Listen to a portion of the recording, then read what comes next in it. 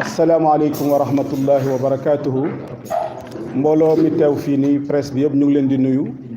di leen sant di leen gërëm li tax ñu amal jotaay bi yéen ñëpp xam ngeen ko mooy xew-xew bi nga xam ne mooy jëf ju ñaaw ji nga xam ne Israël mu ngi koy def di ko teg premièrement ci masjidul aqsa jàkk jooju nga xam ne mooy troisième lieu saint ci l'islam suñu borom wax ko ci alquranul karim subhanallazi asra bi abdihi laylan min almasjidil harami ila almasjidil aqsa loolu bu ñu ko laalee laal nañ jullit yëpp ci àddina bi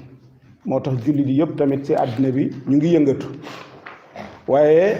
lii xew Palestine tamit ku dul jullit da nga cee am cër ndax fu ñuy reyee ay xale ay liir di fa rey ay jigéen di fa màbb ay jàkk ak i église kooku kuy dund rek loolu laal na la loolu moo tax ñu amal bés bii nga xam ne ci la ñu jëm vendredi incha allah muy le 23 le 21 mai incha allah gannaaw suba ci place de l'Obélisque réew mi nag amal ko réew mi ñoom ñoo ko amal mboolem kilifa diine yi ci réew mi mboolem ilimaan yi mboolem association yi société civile parti politique kenn desul ñëpp ngi ci biir ñu wan àddina bi ne lay xew fële ci Palestine di rey xale yi jigéen ñi mag ñi ndaw ñi di jalgati jàkka yi neexul waa Sénégal te position boobu nag moom la Sénégal mosa am démb ak tey loolu la ñuy feddaliwaat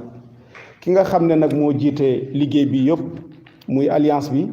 muy Cheikh Arfan Diouf incha allah dina jël kàddu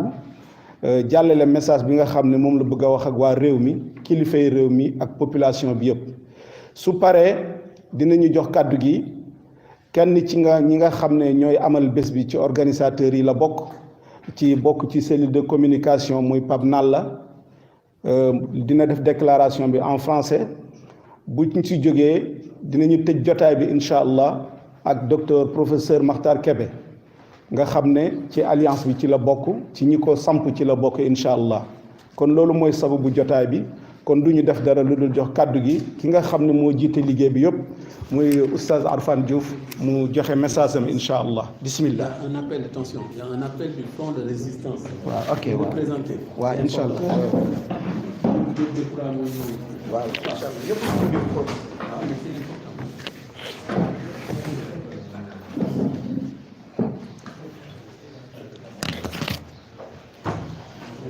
asalaamaaleykum wa rahmatullahi wa barakaatuhu ñu ngi nuyu Sénégal góor ak jigéen mag ak ndaw di ñaanal suñuy mbokk suñuy xarit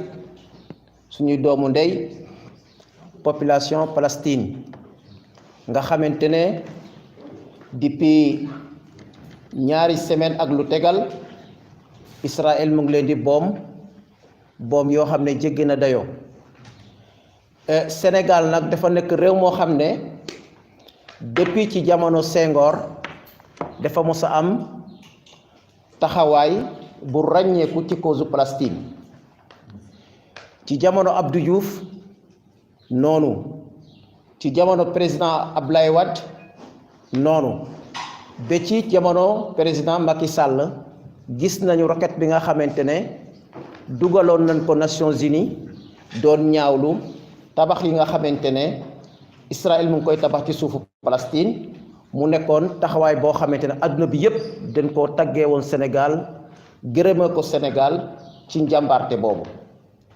ci sama tur man Arfan Diouf jiite Alliance nationale pour la cause palestinienne maa ngi invité gouvernement Sénégal mu xam ne mbir mi mbiram la te population di Sénégal ñëpp am nañu leen nakari ci boom yu ñaaw yi nga xamante ne Israël mu ngi koy boom li nga xamante mooy Palestine maa ngi invité sunu mboolem kilifa diine yi sunu sëriñ Muntaka Mbacke nga xamante déglu nañu audio bi mu def ci Palestine ñaawlu la fay xew ñu nekk ay ndongoom nekk ay taalibeem fas yéene kaddu yooyu ñu jëmmal ko ak ay jëf kazalik ñu ngi gërëm di sant bu baax suñu kilifa yi nekk Kaolack ku mel ni si xalifa général a Cheikh Mahi Niass ak ñépp ñi nga xamante ne addu nañu ci cause Palestine bi Sénégal kenn desul journalistes yi wax nañ ci artistes yi wax nañ ci kilifa diini wax nañ ci rawatina Tiwaawoon ñoom ñëpp gis nañ seen taxawaay bu rafet bi nga xamante ne taxaw nañ ko ci maa ngi gërëm bu baax noonu organisation droit de l'homme yi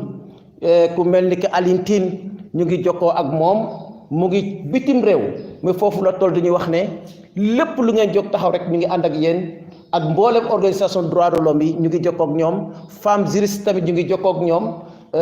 société civile daal bàyyiwuñu kenn invité nañ ñëpp ne mbir mi nag Sénégal moo xewle Sénégal moo am lu ko nakari Sénégal moo bugg a mere moo bugg a wone meram ak nakarloom ci boom yu ñaaw yi nga xam ne Israël mu ngi koy boom ñu naan Israël arrête taxawal ñu ngi ci jamono boo xamante ne boom doomu aadama boom góor boom jigéen boom mag boom ndaw loolu ëpp na di am ci 20e siècle bi ñu nekk nii ak civilisation fi nga xam ne foofu la àdduna tollu tey jërë ngeen jëf di beral chant ak ngërëm mboolem journaliste yi amul benn bés boo xamante ne ay journaliste duñ la woo di la naa ñu ngi lay invité ci sunuy plateau te defe naa teew bi ngeen teew fii ko gis salle bi nu mu mel dana xam ne journaliste yi kenn demul ñu des bon jërë ngeen jëf ñu ngi leen di gërëm bu baax di leen di invité bés ba wasalaamu aleykum wa rahmatullahi wa barakaatu. Arfang Diouf. aywa naan la bismillah.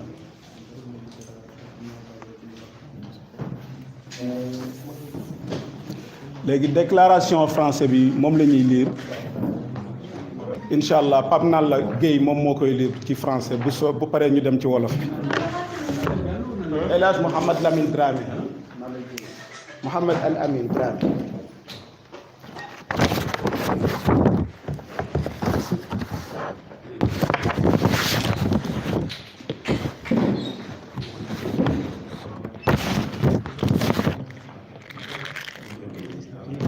D'accord. Bonsoir à toutes et à tous.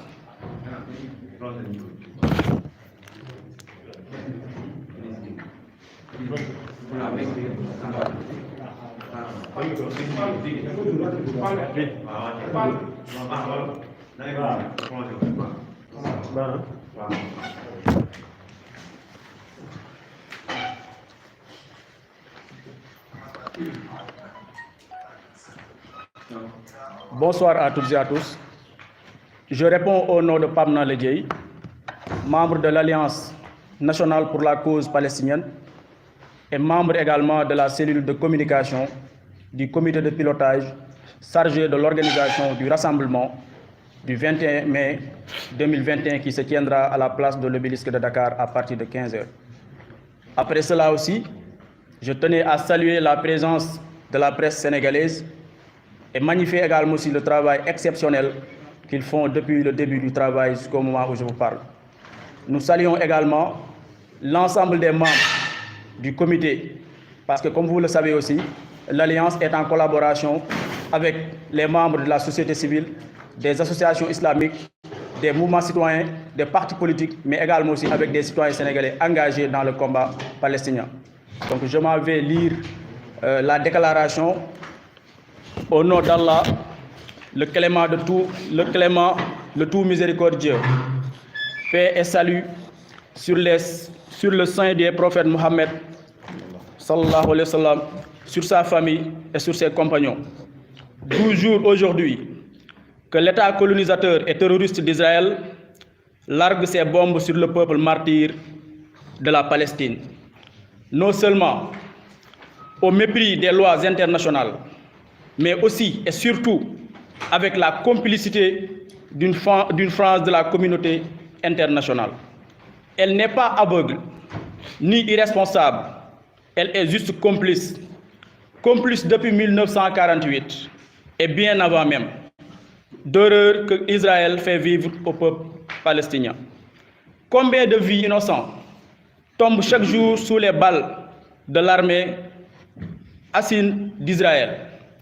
Combien de terres sont chaque jour volées par l'administration judiciaire et le gouvernement d'Israël? Combien de familles sont jetées tous les jours sur les voies de l'exil forcé par l'Israël? Combien d'enfants, d'hommes et de femmes de Gaza sont chaque jour privés d'école, de santé, d'eau potable et de travail par le blocus criminel d'Israël? Palestine meurt, Al-Quds pleure. Nommons le mal par son vrai nom. Israël est coupable de crimes, de guerre, de génocide, de crimes contre l'humanité à l'égard du peuple palestinien. Ne pas le dénoncer, ne pas se lever pour dire non, c'est être complice des crimes d'Israël. Le peuple sénégalais ne saurait être complice. Nous, signataires de la présente déclaration, nous demandons à l'État du Sénégal, garant de l'exercice des droits inaliénables du peuple palestinien depuis les décennies, de revoir sa position vis-à-vis d'Israël. Appeler à la désescalade est bien, mais condamner le terrorisme d'État d'Israël est aussi de sa responsabilité. Exigeons à la Cour pénale internationale l'ouverture des poursuites pénales contre l'État d'Israël, son armée et ses dirigeants criminels. Appelons au boycott d'Israël, plus de commerce avec l'État voyou, terroriste, bandit et sioniste d'Israël, que ces produits ne garnissent plus les étagères de nos magasins et de nos foyers. Rappelons au monde musulman son devoir de lutte aux côtés de nos frères et sœurs de la Palestine pour la préservation du troisième lieu de l'islam qui est la mosquée d'Al-Aqsa. Nos moyens sont limités, nos cœurs sont meurtris, mais notre foi en immense et notre confiance en Allah est sans limite. Ici, sur cette place symbolique de la nation sénégalaise, nous implorons à Allah de secourir et de soutenir nos frères et sœurs de la Palestine. Nous l'implorons d'attendre les sollicitations des imprimés de la Palestine, fait à Dakar le 21 mai 2021. Comment? Je m'appelle Pape Nal Dieye, coordonnateur du mouvement Africa First et membre de l'Alliance nationale pour la cause palestinienne, membre aussi de la cellule de communication chargée de l'organisation du rassemblement du vendredi 21 mai à la place de l'Obélisque. Voilà. Et aussi par là, je tenais également à lancer un appel solennel à toute la population sénégalaise, aux guides religieux et coutumiers, aux autorités politiques, aux mouvements de jeunes, aux associations islamiques, aux mouvements de femmes, à tout le monde de venir répondre à l'appel de la nation. À tout le monde également aussi de venir assister, soutenir et montrer notre soutien et compassion à la population palestinienne. Parce que comme le disait Martin Luther King, l'importance de la vie d'une personne s'arrête au moment où il reste silencieux devant les choses graves. Et les choses sont tellement graves. Donc en tant qu'un État à majorité musulmane, en tant qu'un État également chargé du dossier palestinien depuis 1975 au niveau de l'ONU, il est de notre responsabilité de se lever et de dénoncer ce problème. Je vous remercie. Voilà. C'est bon.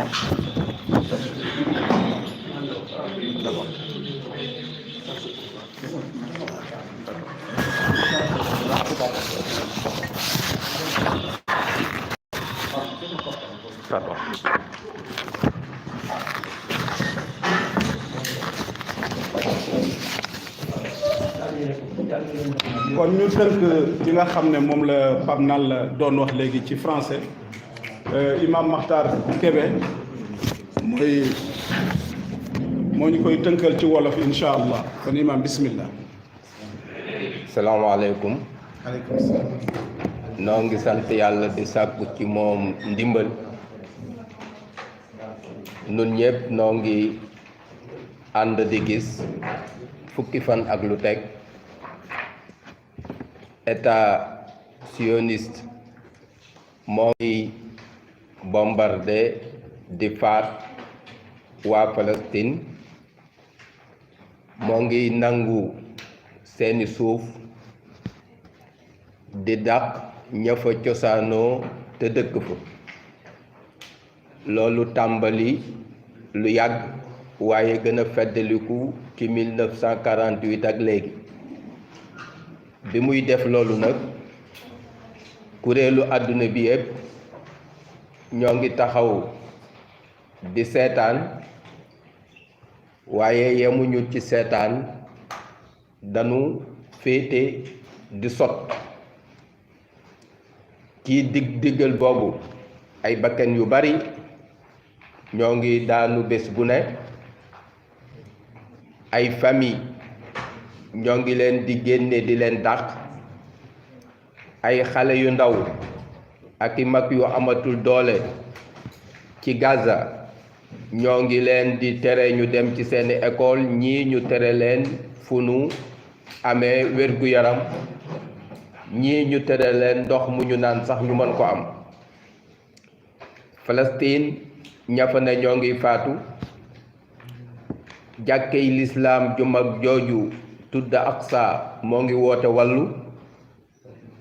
donc li xew nanu ko tudde tur wa piir mooy am na dëkk bu ñu samp te doxalinam tegu ci caay-caay doxalinam tegu ci faat bakkan doxalinam tegu ci boom aw askan doxalinam dañu koy tudde ne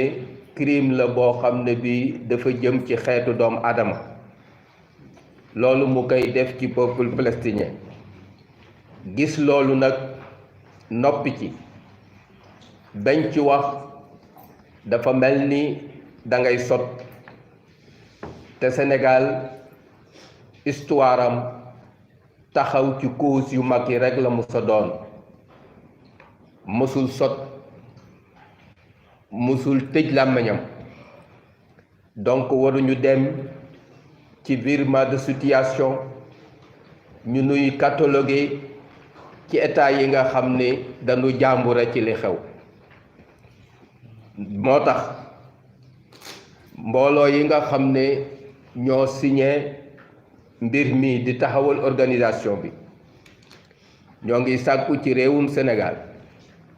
mi nga xam ne ci coobare boppam la wax ne ci Nations Unies kuréel gi yor àqu waa Palestine yi nga xam ne kenn waru ci fel dara moo ko jiite mu taxaw taxawaay bi nga xam ne moom la war a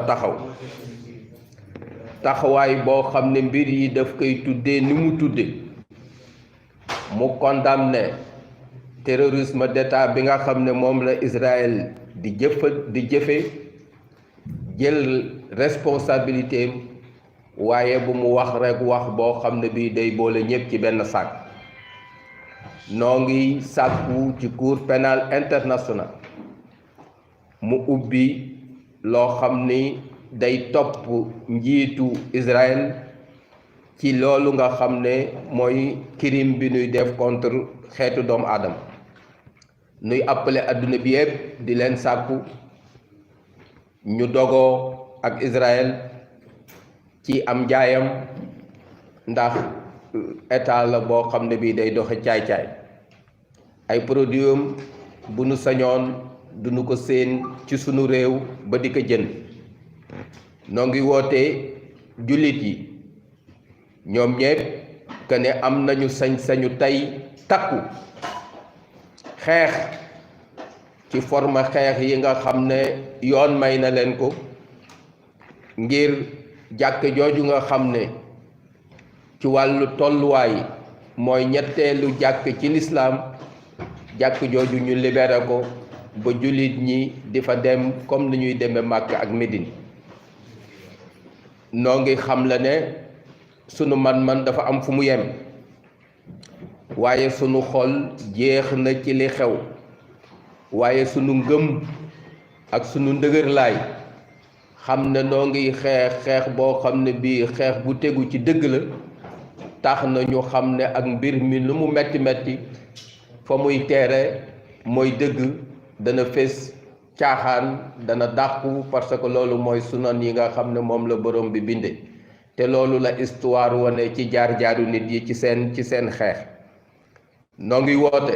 ajjuma ji ñëw réelu diine sénégalais yi seen wàllu féete association sénégalais yépp ci seen wàllu féete ci parti politique kilifteefu réew mi ñu ñëw ànd wane position bi nga xam ne mooy siggil Sénégal waaye bañ a bàyyi déclaration yu fulu yi nga xam ne boroom bu ko defee ba pare doo xam fu mu féete dañu bëgg péete boo xam ne bii day wér ne péete bi yelloo Sénégal par rapport ak poids mu am ci umma bi bu ko defee sénégalais yëpp sigi te loolu moom la kilifteefu réew mi suufu réew mi baasu réew mi loolu lay woote jëme ci noo ngi woote loolu di ñaan ñëpp ñu ñëw fekk ñu ci di sant suñu mbokk journaliste yi ni ñu taxawoo xeex bi ba mu tàmbalee ba léegi di ñaan yàlla bu laa yàgg ñu gis ni dëgg samp na te lii tàmbaliwaayu mobilisation bu bees la ngir question palestinienne bi àdduna bi jël ko au sérieux ñu réglé ko benn yoon wasalaamu aleykum wa rahmatullah jazakumullah xayran. jërëjëf Cheikh Makhtar kon lii moo nekkoon point de presse bi incha allah ñu ngi leen di sant di leen gërëm.